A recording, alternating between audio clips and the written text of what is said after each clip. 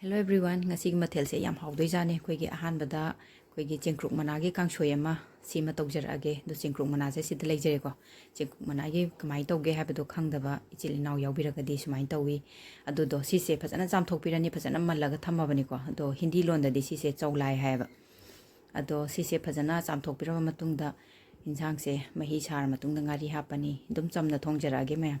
adoga khoi gi Rajma maru anobudo adu kitang hapjanjare khamen sima kitang hape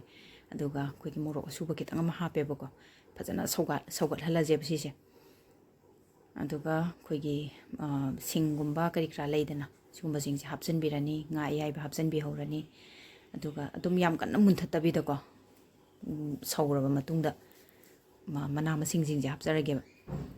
adu mayam sigi kana basi am leiko khoi gi chaulai shaag se thong orga thonga su dum yai adegi khamen sinbaga thong orga dum thonga su dum yai hawbuni ko dusu duga chamna thongbagi mahaw ama do sambarni na koi gi kalen thani na chamna thongbasine hena pharane na ina chamna thongjarakpane do kangshoi chabasu yai habado makum khum janjare ko duga ngaktang makum su khuma matungda chogalakpai do adaida koi gi tilo asoiba kitang hapsan birani duga iPad yeng bira sebe ko otpado nga do hapani na toidana ba ina tapna otpani de yam kana sang munjan badi hawta bane ko kangshoi se de mana masing je kitang hapadi koigi yam sang baju nataba yam mun baju nataba ama leida adugi chang do ina thongjarake ado sidai sida adum thum gumba hapchalaga adum thambe yarani ngaktang adum mulhalaga ko thum hapjanjarage the mahi yam kan already yaroidamni na makha da nga yawgibudo nga ai bi yawgibudo adu toine na tawbani toidi toiramdri dum or yam kan olaga di toy thokpani yam thuna dusmai toroga si se ngaktang makum khumjala thambirani aduga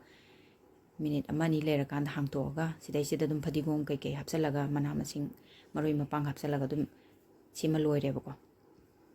dum yam chamna thongbaga khoigi chengkruk mana se thawngora thongbaga karambana pambige ma'am comment फोंदोपीरमो चमना थोंबगी सुमा हावमनी को अदो मथंगदना अमो अखोगी है कनोसे अखोगी येंबुम से सिसे flight तोंगक येंबुम निको सिसे फ्लाइट तोंगक येंबुम हाइबदे इन मणिपुर नेगी पोरकपनेबा अदो तो खितंगदी खुइबा होरे पटपा होरकदोरेना आइना कंगदे कंगहनगरे अतैदी मपुल अमा लेरकपने जो सिसे मना जिंगे थदत पिराने फजना अदुगा खोगी मसा मयाइगी खोगी स्ट्रिंग जे सिगी मयाइगी अरीबा मरी जे सिजे लौथोक पिराने अदुगा लोइ सेमथोक पिराने को अदुगा इरोनबा जे मंगन गा लोलसु याइ अदुगा आलू गा लोलसु याइ ना आलू गो इना लोनजर आगे तौबने अदो कुपना सुमाइनो ओइना सेमगे को थुना मुन्नबदो आलू से याम हापदि नते को खितंग सुमाइना चांग अमदा सुमाइना मेट पै आलू मेट पै लोन पै तौबा याना ना बगी चांगदा अदु मंगन गा दुम कांगसु सुरसु दुम हावबनी को सिसे अदुगा आलू गा तौबगिसना मयामना दुम चानैदना को आलू गा तौबसिना महाव हेले मंगन गा तौबसु महाव मने मखल मममने the मोरोक ngang kitang hapaga sise amuktang kambire ko alu do mulam ga bai chang du da aduga inghalani sise phajana khanto ani alu ne tongan khantok pirani morok khaisiga aduga khoigi mana masing jingje sigi mana je yembungi mana se sisina phajana mahi je chumthoga mahi du di haptoini ko chumtho thamgra doini chumthoga aduga morok ngari u morok matek ama hape thum kitang hape sise hana phajana noi khairani ko khonjida phajana pesan semani aduga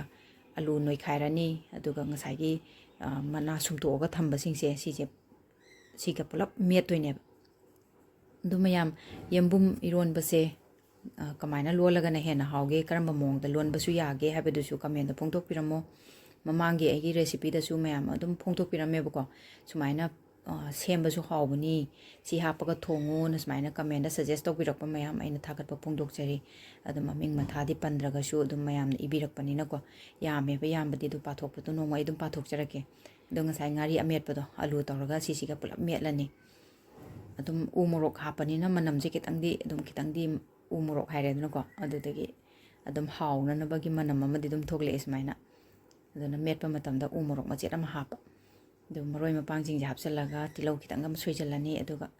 sising se phasana tosan minarane bako adum aidi mahi yaudana khoi mi yamdamina ko cha doise aigi husband ga ai khatangne ichanu pidi cha deba aduduna ꯃꯊꯦꯜꯁꯤꯡꯁꯤꯒ ꯆꯥꯅꯕ ꯑꯩꯅ ꯉꯥ ꯑꯅꯤ ꯑꯃꯒ ꯇꯥꯎꯖꯔꯦꯀꯣ ꯉꯥꯁꯦ ꯑꯅꯤ ꯈꯛꯇꯪꯅꯦ ꯇꯥꯎꯔꯤꯁꯦ ꯏꯆꯥꯅꯨꯄꯤ ꯆꯥꯗꯕꯒꯤ ꯃꯥꯒꯤꯗꯤ ꯌꯦꯔꯨꯝ ꯑꯣꯏꯅ ꯍꯧꯔꯅꯤ ꯑꯗꯨꯒ ꯆꯥꯛꯂꯨꯛꯁꯦ ꯁꯦꯝꯖꯔꯒꯦ ꯃꯊꯦꯜꯁꯦ ꯑꯗꯨꯒ ꯃꯌꯥꯝꯅ ꯌꯦꯡꯕꯤꯕꯗ ꯀꯃꯥꯏꯅ ꯀꯔꯤ ꯐꯣꯡꯗꯣꯛꯄꯤꯔꯝꯃꯣ ꯑꯗꯨꯝ ꯀꯩ ꯁꯖꯦꯁꯟ ꯃꯌꯥꯝ ꯑꯃ ꯄꯤꯕꯤꯔꯝꯃꯣ ꯅꯧꯅ ꯊꯦꯡꯅꯕꯤꯕ ꯆꯦꯅꯦꯜꯁꯦ ꯅꯧꯅ ꯊꯦꯡꯅꯕꯤꯕ ꯌꯥꯎꯔꯒꯗꯤ ꯁꯞꯄꯣꯔꯠ ꯇꯧꯕꯤꯔꯝꯃꯣ ꯑꯗꯨꯒ ꯂꯥꯏꯛ ꯑꯃꯃꯝꯇꯪ ꯀꯔꯝꯕ ꯃꯊꯦꯜꯅ ꯍꯦꯟꯅ ꯂꯥꯏꯛ ꯇꯧꯕꯤꯕꯒꯦ ꯍꯥꯏꯕꯗꯨꯁꯨ ꯐꯣꯡꯗꯣꯛꯄꯤꯔꯝꯃꯣ ꯃꯊꯪꯗ ꯑꯅꯧꯕ ꯃꯊꯦꯜ ꯃꯌꯥꯝ ꯑꯃ ꯄꯨꯔꯒ ꯂꯥꯛꯆꯒꯦ ꯉꯁꯤꯒꯤꯗꯤ ꯕꯥꯏ ꯕꯥꯏ